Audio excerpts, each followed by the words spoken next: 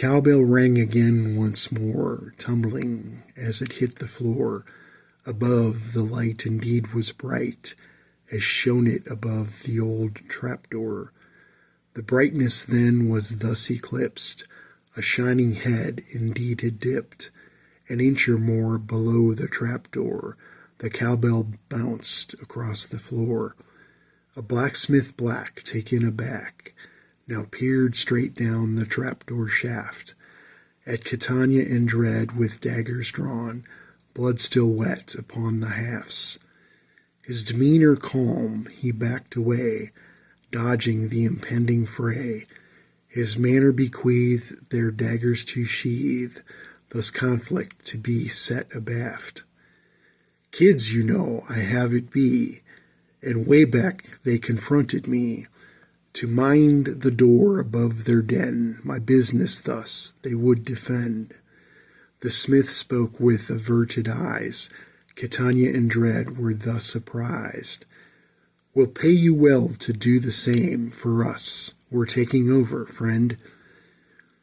They below I will not miss, of pay a mark they ever missed, of hot stale breath upon my neck, for not to be I would neglect, to see what ought and wrought below, mine eyes and ears thus would not know, with gold encumbered what's to say of tales to tell I'd not collect. Embittered not, I am but free. What robbers' guild is near to be, for never was I to set below the depths down there I've yet to know. We'll pay you, sir, and bring you work, for which payment, no, we will not shirk. A retainer's fee plus some to see or not of tales one would forego. Agreed indeed, I am but pleased to be compensated suitably. Would gold to take and ever more to see?